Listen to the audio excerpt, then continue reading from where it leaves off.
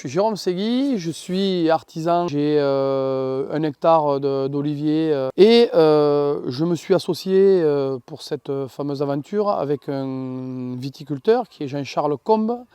Donc on va vivre cette aventure à deux. Le verger va être pas très loin, à Saint-Nazaire-d'Aude, donc sur une exploitation de 12 hectares et demi. Les sols en fait sont des sols limoneux puisqu'on est juste à côté de l'Aude. Donc vraiment, on a l'Aude qui passe juste à côté de notre terrain. Aujourd'hui, c'est des terrains un petit peu compactés. On va faire en sorte d'amender là très prochainement le terrain pour qu'ils vivent un petit peu plus. Que le projet, en fait, avec mon collègue Jean-Charles, était basé sur le même nombre d'hectares sur de l'olive. Et on voulait complémenter tous les deux nos revenus. Donc on voulait faire en fait une plantation d'olives en haies fruitières. Pourquoi on a vraiment basculé sur la compagnie des amandes et pas le projet olive? C'est parce que justement le projet des oliviers en fait était un projet où on allait être entre guillemets tout seul. Ce qui nous a plu, c'est que là en fait certes il y a un partage des richesses en finalité, mais on ne peut pas tout avoir. Par contre il y a un partage donc de tout ce qui est culturel. Quand on va plus loin, on sent qu'il y a un suivi donc aussi bien verger, mais il y a un suivi commercial derrière. Et le suivi commercial était important pour nous parce que les olives, on allait les produire. Il allait falloir trouver des acheteurs. Donc, ce qui nous a vraiment plu, c'est que il y a un package complet par la compagnie des amandes. Nous, on plante en haies fruitières. Donc c'est pareil que les olives, c'est-à-dire que c'est une formation de vigne où les arbres sont formés sur 2,50 m, 2,80 m, sur 60 ou 80 cm de large.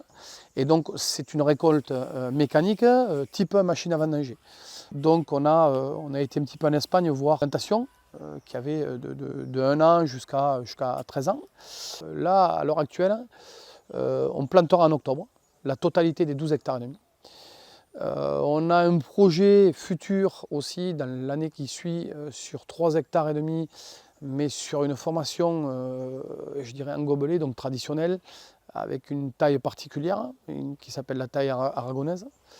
Mais vraiment, voilà, il y a ce côté suivi. On a eu une interaction avec justement Eugénie aussi, qui nous a permis de mettre en avant tous ces projets.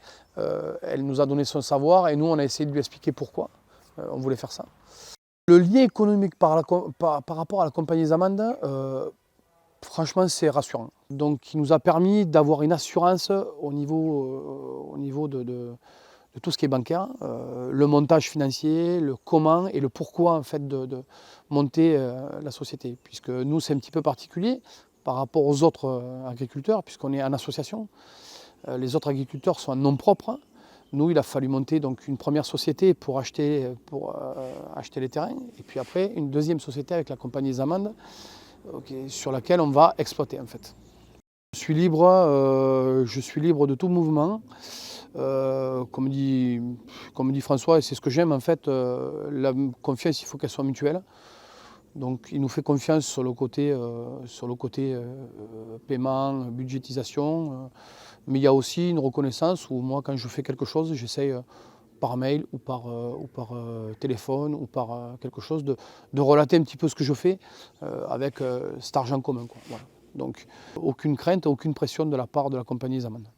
Donc quand on a besoin, on sonne et après ça répond, je dirais, assez rapidement. Voilà. Dans la semaine, on a une solution et financière ou technique ou autre. On a les conseillers entre William et Rémi qui nous accompagnent sur le verger, les prises de décision, parce que c'est des prises de décision communes. Il faut réfléchir ce qu'on veut. Mais aujourd'hui, le monde de l'agriculture, je pense qu'il faut essayer de diversifier parce qu'on peut avoir, comme l'année dernière, des années de gel. Et là, selon les endroits de culture, selon la variété, par exemple, on serait peut-être passé à travers des amandes. Donc je pense que ça peut être un projet commun à l'agriculteur qui pourrait en fait se diversifier sans trop avoir de contraintes, puisque normalement, chacun a le matériel. C'est à peu près, quand on a la vigne, le matériel est assez similaire, donc il n'y a pas de...